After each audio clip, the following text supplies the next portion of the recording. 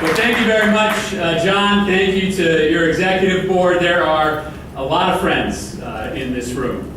There are a lot of folks here who have been with me through a lot of different fires. And as I do every time I stand before you, I want to first say thank you. I want to say thank you for getting me to this point today. As John mentioned, in 2006, he's right. There were very few groups in this state that thought that Nancy Johnson could be beat. The AFL-CIO was an exception.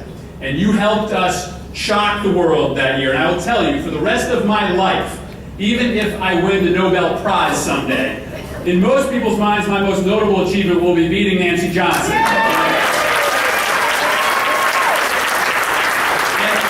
you know what? I'm okay with that. That's fine. And listen, let's fast forward 4 years later to 2010, when there were millions of dollars in super PAC money that flowed into this state to try to beat me. I remain confident because I know that I had you at my back. People want to know, why did Connecticut survive that tidal wave of Republican wins across the country? Well, we did it because you built the biggest and the baddest grassroots effort in the country. And we can say today that although in early 2011, about 100 new Tea Party members showed up in the halls of Congress, not a single one of them was from the state of Connecticut.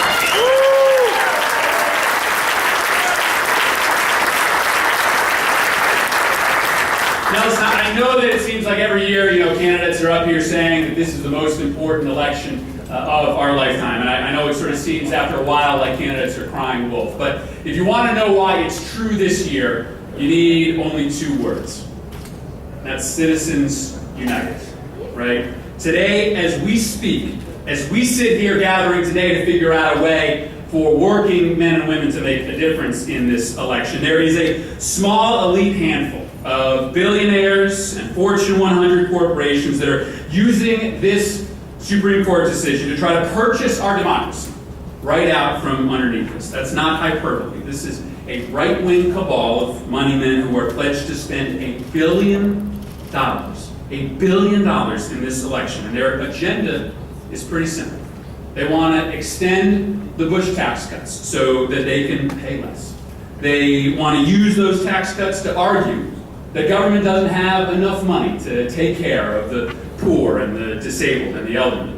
They want to end the Clean Air Act and the Clean Water Act so that the environment can never stand in the way of profits.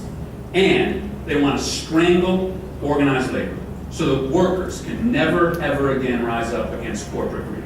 Now, how do they do this? Well, it comes in three parts. First, they win the presidency. Second, they hold on to the House and make sure that the Tea Party is a permanent part of leadership there. And then third, they win the United States Senate.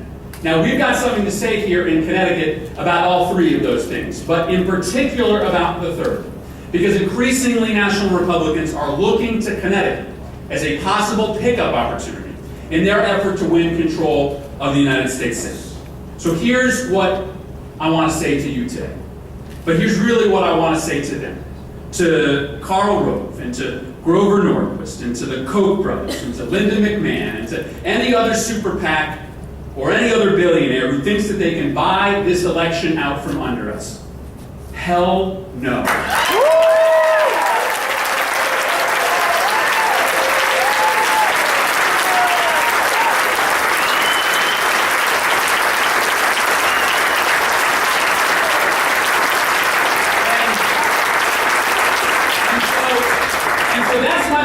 To them. But here's my message to all of you. It's game time, guys.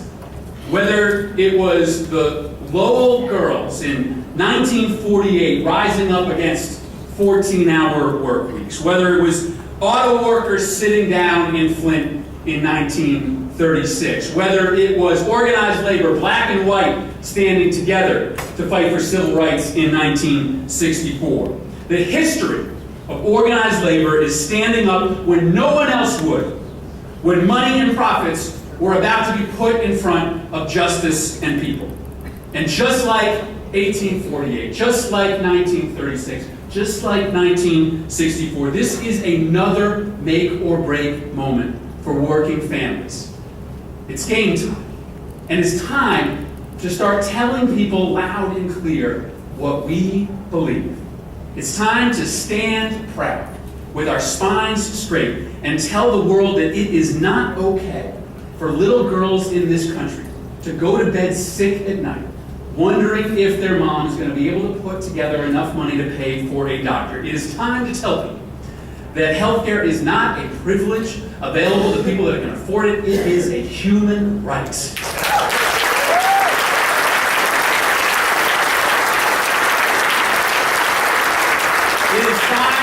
It is time for us to stand proud with our spines straight and explain to the Tea Party that our economy's greatness wasn't forged by private investment alone.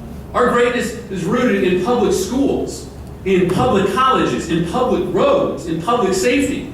Yeah, private ideas, they can move mountains, but it's public investment that provides the bulldozers to move those mountains.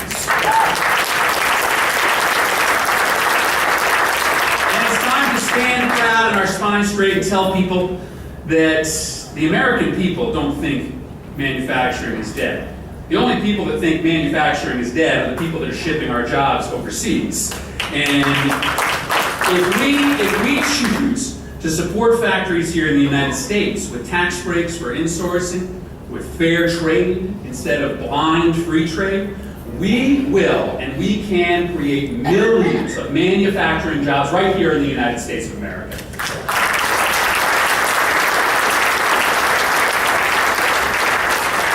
And finally, I'd add this. It is time to stand proud with our spines straight and say that enough is enough. Let's bring our troops home from Afghanistan.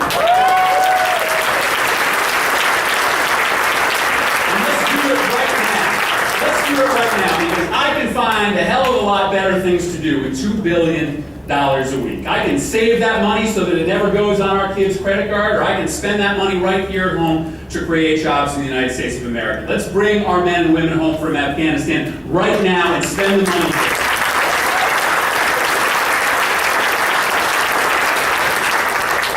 And listen, it is only going to be up to us to raise our voices on these issues. The super PACs and these billionaires, they have gold-plated healthcare, right? They make money from outsourcing.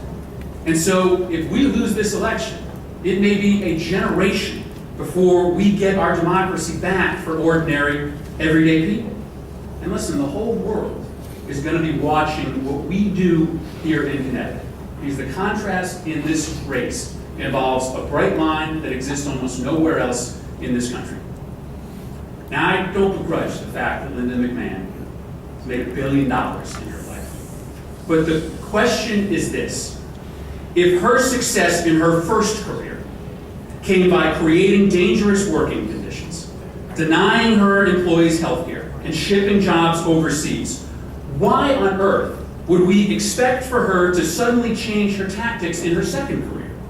If McMahon makes good on her promise to bring the values that defined her time as the CEO of the WWE to the United States Senate, I have one simple piece of advice for workers in this state. Take cover. It's game time, guys.